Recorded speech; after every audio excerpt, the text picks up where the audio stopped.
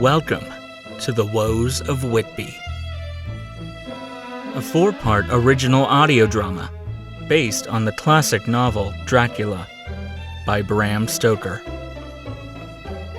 Episode 3, From the Dirt.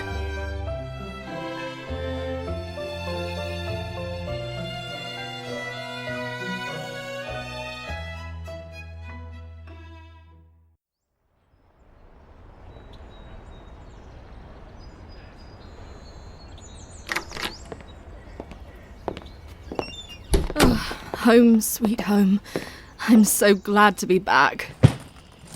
Indeed. It felt at times as if I would never return. Being home is overwhelming. It will take time to adjust, but soon it will be normal again. I hope you are right. God, I hope so. And you have time. Mr. Hawkins' letter said that he does not expect you to resume your duties immediately. Good old Peter. I owe him so much. Welcoming me back to his company after all that happened. Jonathan? Dear, what is it? My journal. Oh, let me take that. I'll do the unpacking. I can still hear it. In my head. The voice. His voice. Twisted. Taunting. Let's sit down. Tell me what's wrong. Am I here? Am I really here? Of course, dear. We're home. Together. Home. Yes, of course. Home. This is real. Real? Talk to me, Jonathan. You're scaring me. I'm afraid I may not be as recovered as we thought. Sometimes it is as if I'm still there. Still. Hush, my love. Shh, shh. Just listen to my voice. Everything is all right. Will I ever forget Mina? Will I ever be better? Yes, you will. It just takes time. How can you know? Because I know you, Jonathan. I know how strong and brave you are. And I know that no shadow is dark enough to put out your light. Why don't you lie down for a bit? Perhaps lying in your own bed is just what you need. All right. But the luggage? Go on, dear. I'll put our things away. Thank you.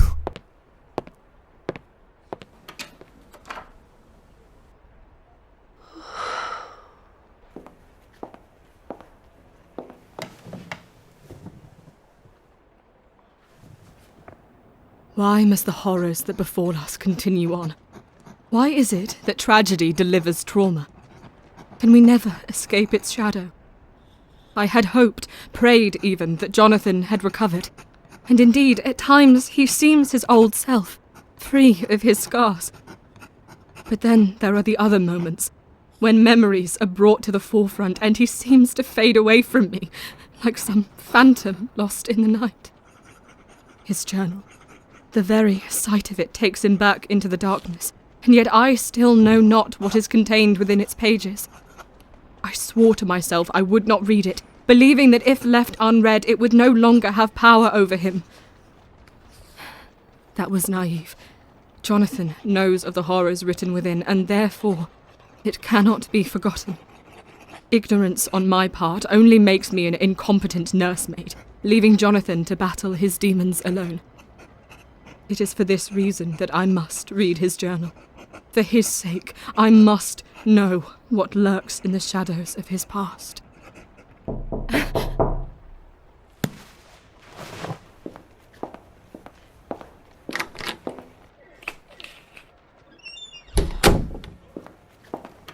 Is there someone at the door? Only a letter, addressed to me. Who is it from? A Dr. Van Helsing from Amsterdam. An acquaintance of yours? It doesn't sound familiar. Perhaps he... What? Mina, my love! What does it say? Lucy! No, Lucy! No! Greetings, Mrs. Mina Harker. I write to you as the bearer of bad news. On the morn of June the 16th, the soul of Miss Lucy Westenra passed. I offer you my condolences. In the days following, I have, with permission, read the diary of the dearly deceased, as well as her correspondences with you, in the interest of discovering the cause of her untimely passing. In my research, I have come up with many questions that I believe you, Mrs. Harker, can answer for me. I will be arriving in Exeter on June the 22nd, and I ask that you allow me a visit with which we could discuss these questions in person. With respect, Dr. Abraham Van Helsing.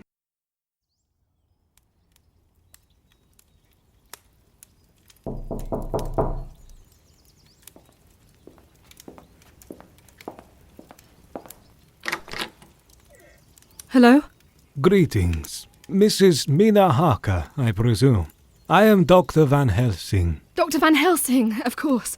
Come inside. Is there anything I can get you? Tea? No, thank you. I am quite all right. Do sit down then. Make yourself comfortable. Much appreciated. Your house is quite charming. Thank you. Now, please, do excuse my bluntness, Doctor, but may we get to the matter at hand? Of course. I prefer to dispense with small talk. These days, I find little comfort in false niceties. You had questions for me about Lucy. Yes. In her diary, Miss Westenra wrote of a sleepwalking incident in which you were involved. Was there anything strange that night? I'm afraid the more direct question would be, what wasn't strange that night? The sleepwalking, the fact that she made it to the church with no memory of walking there, the strange man in the shadows, the wound on her neck, all of it was unexplainable. Unnatural, almost. Quite unnatural, indeed. Do you know how she sustained the injury to her neck? Unfortunately, no. It reminded me almost of bite marks, like the stories you hear of vampire bats. You know as well as I do, madame, that vampire bats do not exist in Whitby. Precisely. So it must be by some other cause, some other animal, or something more. Something more of a man, perhaps. Madame, you speak as if you know more than you let on. I do not know for sure, but my husband, Jonathan, travelled to Transylvania at the beginning of May. Something happened during his travels, and I did not hear from him for some time, until he appeared at a hospital in Romania, confused and out of his mind. He will not speak of what transpired, but he gave me this. His journal, which he kept in detail everything that happened. I have not read it all. Much of it seems impossible, delusional even, but what is written here shares similarities to what happened to Lucy. Too similar, I believe. And I believe you know of what I speak, Doctor. I have inquired about you. I know of what transpired at the university where you taught. I am caught unawares, madame. Do not worry, I do not judge. I only wish to know whether or not you understand what I am speaking of. I believe I do. Then I offer this to you, so that you may read it yourself, and hopefully it will answer any questions you may have. But may I ask one request in return? Of course. If I'm right, that what happened to Jonathan and Lucy is connected, I would like to know everything. My husband seems trapped by his experience. His mind is trying to rationalize it as a dream, but is unable to overcome it. I want to offer him proof, and a chance to find resolution. That is a fair request, and one I will do everything in my power to aid you in. You have a marvelous mind and a good heart, madame. May I ask you a favor as well? Certainly. If you are correct, then there may well be action that must be taken for Lucy's sake. If this should be so, can I call on you for aid? Of course. If what I think to be true is so, you will need us.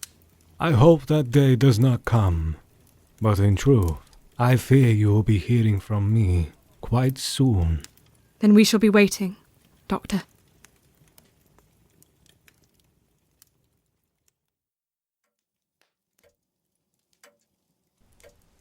Professor, I didn't expect to see you back in Whitby so soon.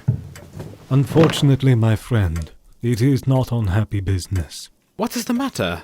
It has to do with Lucy. She's dead. If only it were that simple. Whatever do you mean? Though the woman we all cared for is now deceased, that much is true. There is much more to the mystery of her death, and there is a colossal task that must be undertaken. Professor, through Lucy's illness you have spoken only in riddles. I demand you speak plainly. What happened to the eager and open-minded pupil I knew? He found a new teacher. Life, with all its hardships. It teaches difficult lessons. Do not close your mind to dreams. Do you remember what I used to say to each of my new pupils? Of course. And? To be taught a subject by someone else is to know it. To learn a subject on your own is to believe it. Precisely. There are things you must know so that you may aid me in this gruesome task of mine, but I cannot simply tell it to you. You will not believe me. You must learn it yourself. Fine. I am once again your pupil. What is my lesson? Thankfully, you shall not be the only student for this dark task. I have already sent word to the others. It is time we greet them, in the most unwelcoming of places.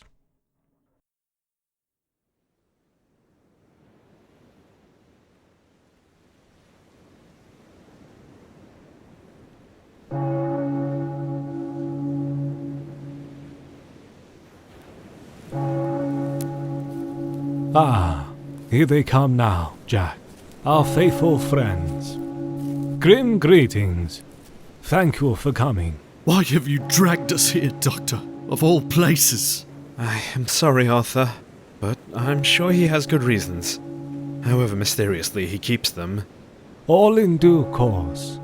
Firstly, introductions. Jack, you know of course Mr. Homewood and Mr. Morris. This is Mrs. Mina Harker and her husband, Jonathan Harker. Madame Mina was Lucy's closest friend. You must be Dr. Seward. Lucy told me wonderful things about you. I, in return, have heard much about you, madame. It's a pleasure to finally meet. Enough with the pleasantries. I would like some answers. Yes, well, some of you know little of the situation, others more.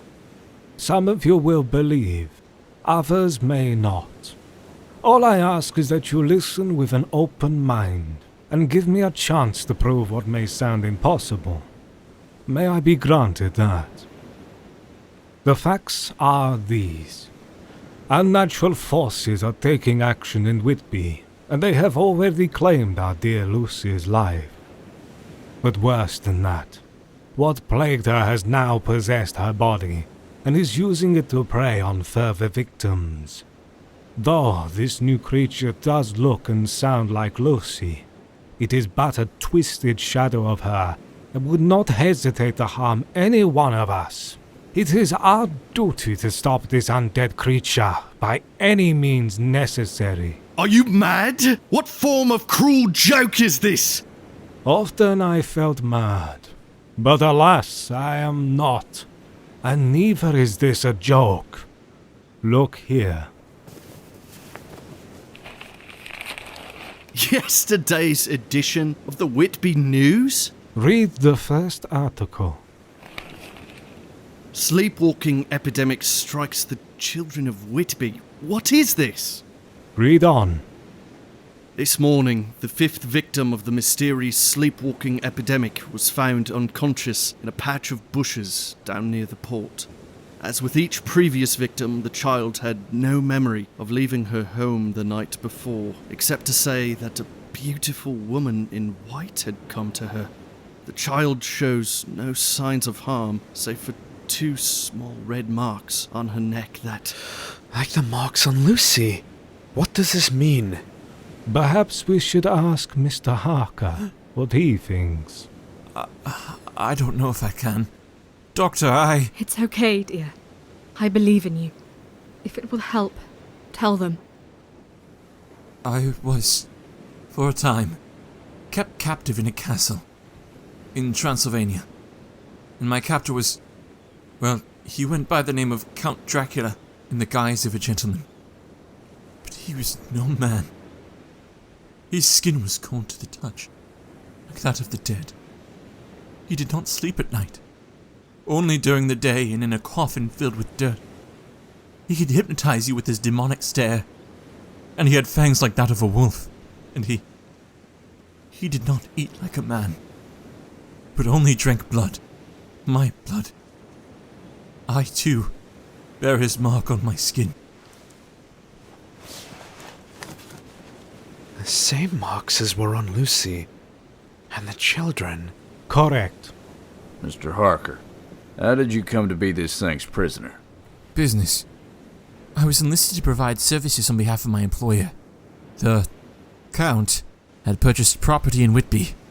I was to help him organize his papers and make plans for his cargo to be shipped. At first, this is what he wanted, and he treated me with hospitality. But once the work was done... My husband barely survived, and certainly it was not that monster's intent that he should.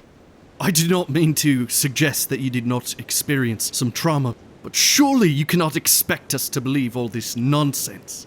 Monsters and supernatural forces? What poppycock? And what could this have to do with Lucy? The evidence is right in front of you. That monster purchased property here in Whitby a couple of months ago and arranged passage. Shortly after, Lucy's health declined as she was visited by him in the night. And now she is dead. And, if I am understanding Dr. Van Helsing correctly, has now turned into a creature similar to the monster that held Jonathan captive. Correct, madame.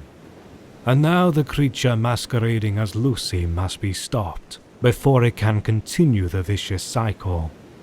Thankfully, we know where it can be found. And where is that? Why, right here, my good friend, where her body was laid to rest. Though, resting it is not. Not anymore. What are you going on about now? You will see soon enough. Evening is setting in.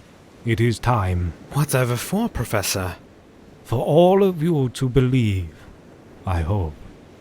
You know, Professor, it seems I had forgotten how much I didn't enjoy your lectures. You are not the first student to admit as much. Now, come. There is something you all must see.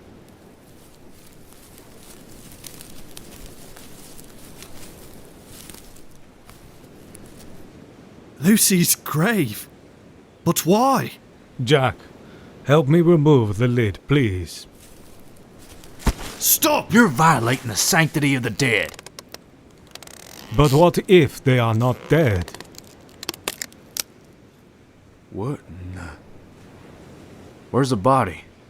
Gone. Taken? Is that your theory? I suppose grave robbers have taken her body. But what for? She wasn't buried with anything valuable. Well, I don't care! Where is Lucy? Quiet! Look over yonder, at the edge of the yard, coming from the trees. Who? The woman in white. From the article. Look closer. It's... No. It can't be. Lucy? In a way, she's alive?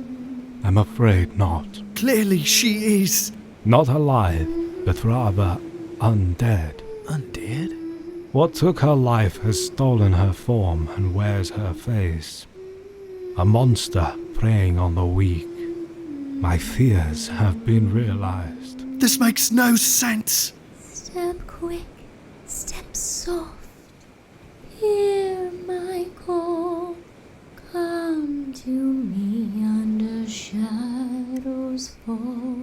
Your skin unlocked, pure and sweet, your pulsing veins a warm, rich treat. Dream of me in evening white, and forget it all by morning light. She has another child with her. We must stop her before she hurts the child. Wait, hurt the child? Are you mad? That's Lucy, my sweet Lucy. Have you not heard a word the professor has said? That creature is no longer Lucy. We must act now. Jack, Quincy, take these and follow me. The crucifix will protect you from the monster. A blow to the heart with a stake is the only thing that can kill it. I won't let you. Jonathan, stop him! Now, stand back, foul creature! Jack, treat the child. Quincy, help me corner this monster. Arthur, help me, my love. They're going to have... Silence! You devour her mouth with your hellish tongue. Don't lay a hand on her. Arthur, no! She's getting away now! I've got it! Lucy, stop! Mina, my dear friend, won't you save me? Of course, I would give anything to save my friend. Thank you. For being so gullible.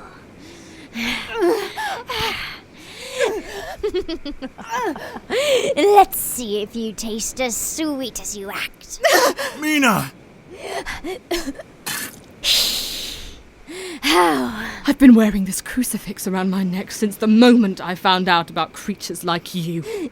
But, Mina... I said I would save my friend. The only way to do that is to be rid of you, foul thing.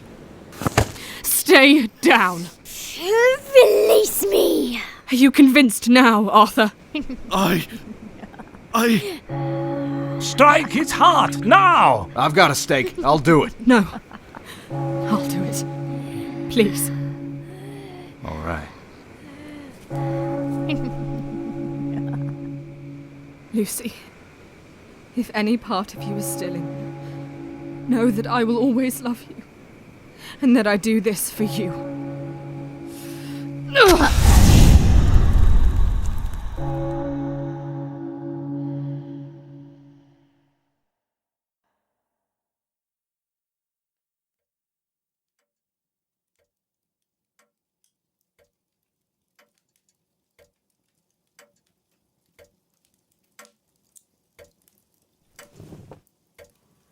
And there.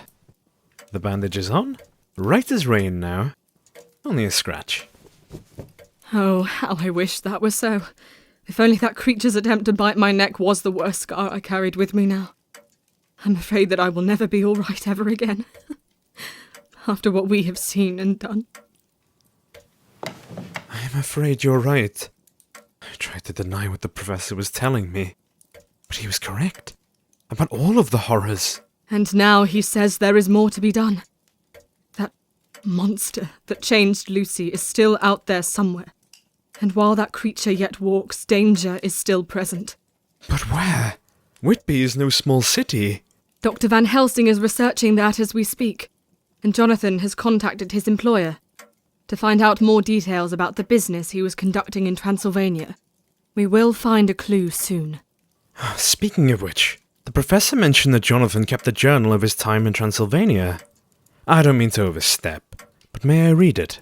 Of course, we must be completely transparent with information. Which inspires me. Perhaps I should make copies of not only Jonathan's journal, but also of my own and Lucy's diaries. Together they may paint a clearer picture. That's brilliant.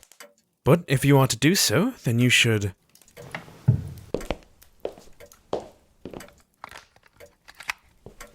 Then you should have my diary as well. Through my treatment of Lucy, I kept the spoken record on this phonograph.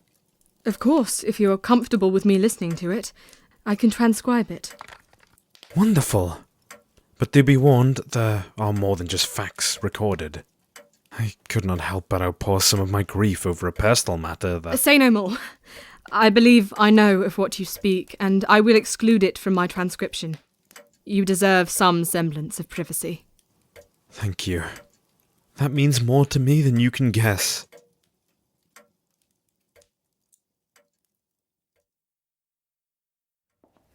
Listen here, men. Jonathan has made progress in his investigation, and he sent it all here. I've spent the past day compiling it together with his journal, as well as my own, Lucy's, and your verbal records, Jack. I've made copies for each of us. Here. Dr. Van Helsing sent a telegram that he will be back in Whitby soon.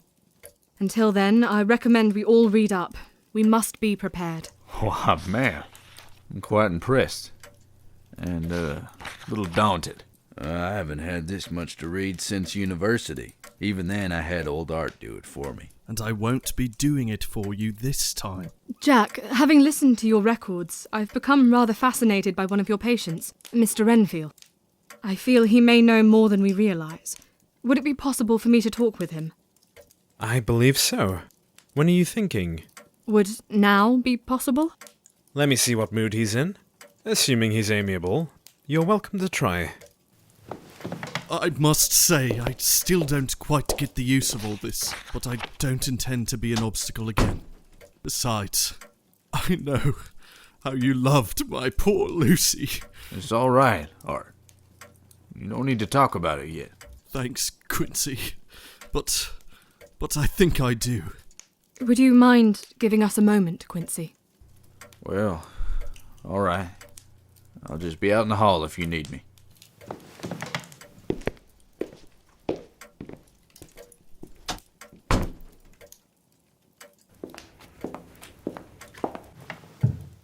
Arthur, I loved Lucy dearly. We were like sisters. I know what you meant to her, and I can see what she meant to you. But now she's gone, and I cannot measure the depths of your sorrow, but I can be a comforting hand. Would you allow me to be like a sister to you? For Lucy's sake. Mina, I have not let myself fully feel my grief. The loss of my father, and then Lucy. I can feel its cold, harsh pressure on my chest, but I feel as if I've no way to let it out. Without Lucy, I feel as I've forgotten how to live. But your sweet sympathy, Mina, it is like a respite, though I have little to offer in return. If ever you need me, I will come, for Lucy's sake. Yes, for dear Lucy's sake. And I suspect for our own. I'd best go catch up with Quincy. It'll be embarrassing if he finishes the homework before I do. And I should be seeing if Jack is ready.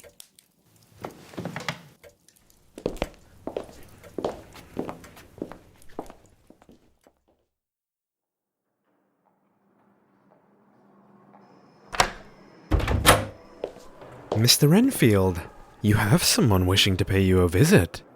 Are you feeling well enough? A visit? How splendid. I'm very well. Simply let me tidy up. I can't have my guests feeling uncomfortable because of my pet flies.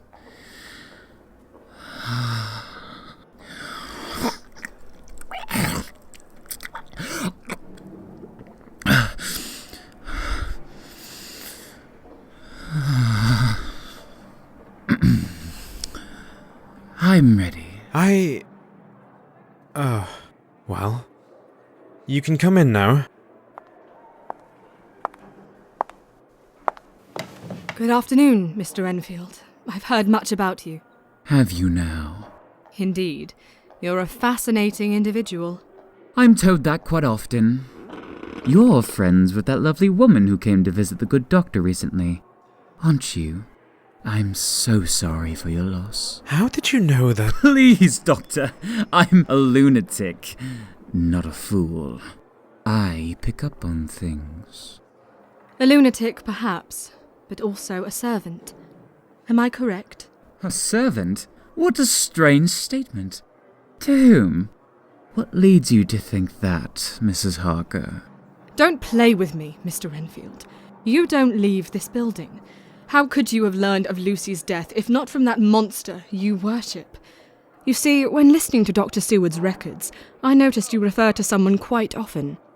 I believe you call him the Count? Sounds like the pointless ravings of a madman to me. But what do I know? I believe you know much more than you let on, Mr. Renfield. I want you to understand that I also know much. Is that so? I know it was by the Count's orders that you assaulted Dr. Seward in his office.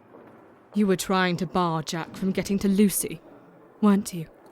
You're playing a very dangerous game, Mrs. Harker. This is war, not a game. Lucy's life has already been claimed as a casualty, and more are to soon follow.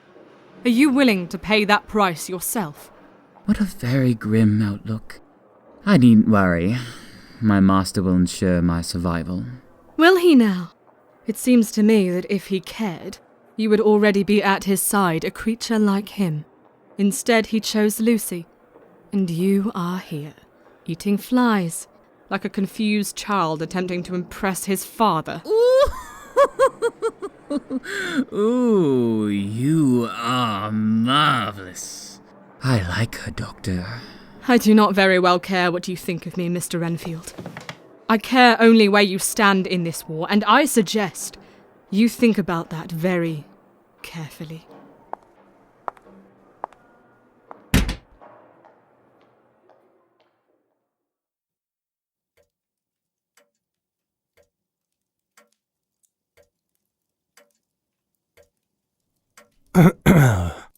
My friends, the threat we must face is a terrifying and dangerous one, but not an unbeatable one.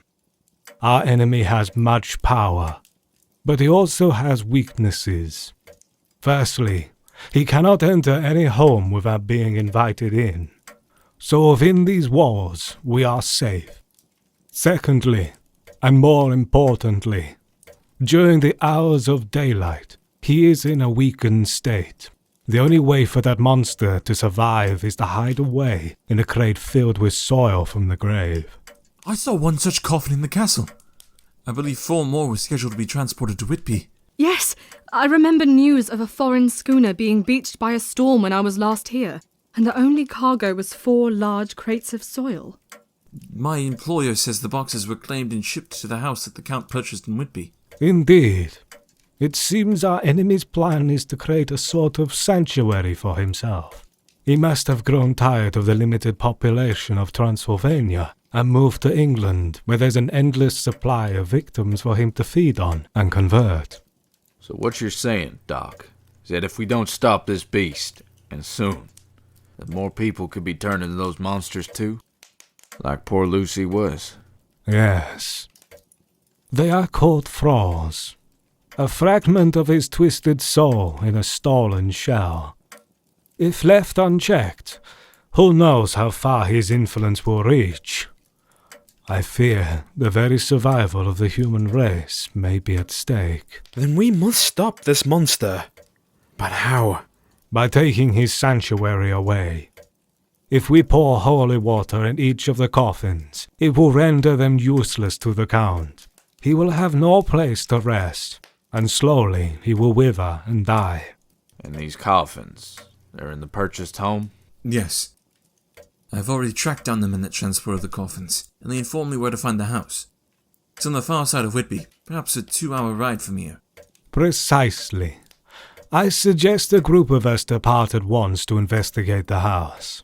Jack, Quincy, Jonathan, would you 3 join me in this task? Only the 4 of you? Why not Arthur and I? Madame Mina, I simply believe you and Arthur are not in a fit state.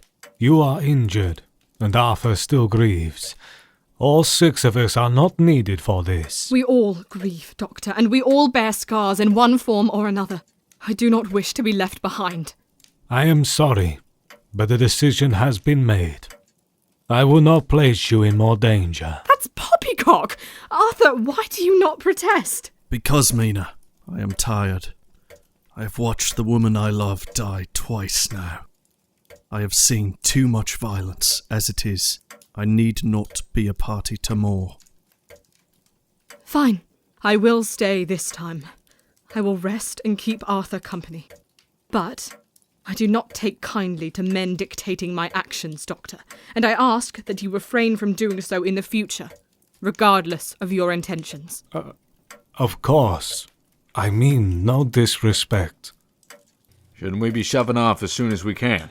Time's a-wasting. Quincy's right. We can't wait a moment more. Jonathan, be careful. I will. I love you. I love you too.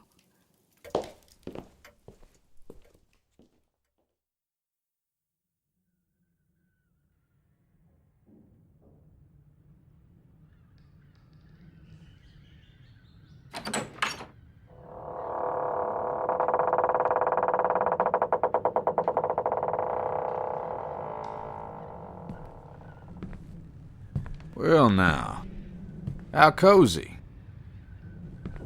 Are we sure this is the place? It seems abandoned.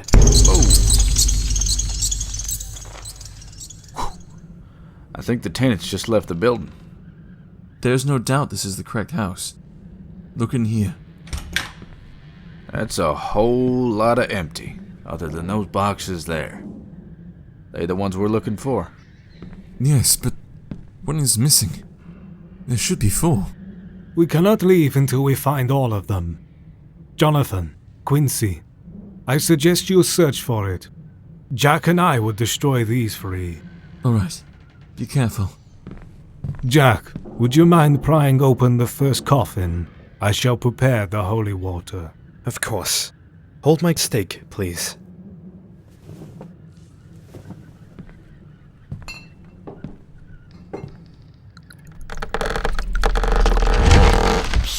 Watch out! One mustn't fuss so. Quint! Now, must we be so loud? Get back, you! Silly old man, did you forget you weren't safe without that toy cross of yours? Oh, are there more of you? I should think so if you tried to call out. Perhaps I should wake my sisters.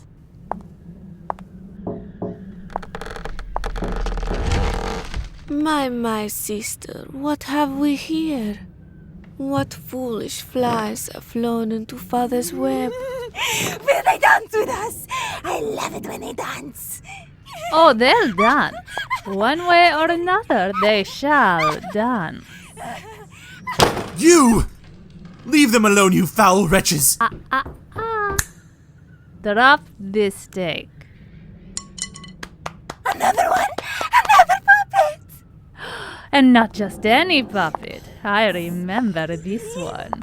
Dance and dance, this little one. Dance for our play and our fun. Jonathan, father called you. Have you come to dance with us again, Jonathan? No! I won't dance! Not speak, puppet! Nasty puppets! Oh, this one is strong. How splendid.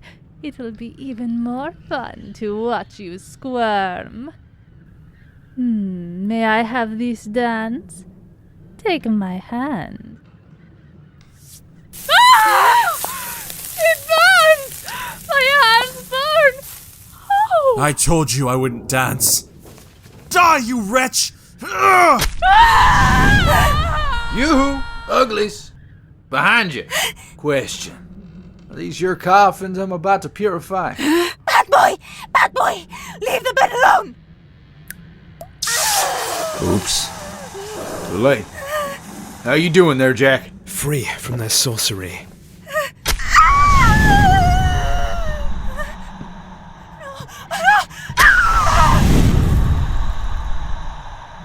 Is that all of them? Yes.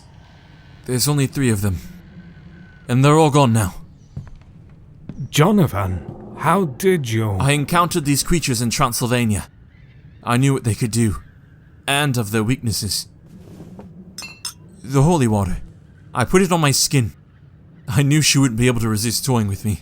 I gambled that it would break her concentration and free us. And thank heavens you did. That feeling. when they were hypnotizing me. It is unspeakable, but they are defeated, and their coffins destroyed. You did well, my friends, but there is one coffin yet to find. It's not here. Quincy and I looked. There is naught but webs and dust. Webs? One of those creatures said we had been caught in their father's web. Like this whole business was a trap. Perhaps. Perhaps we have underestimated our foe. If he knows we are hunting him, we must return home immediately.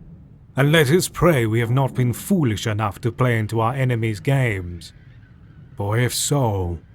Arthur and... Mina! Oh God, no!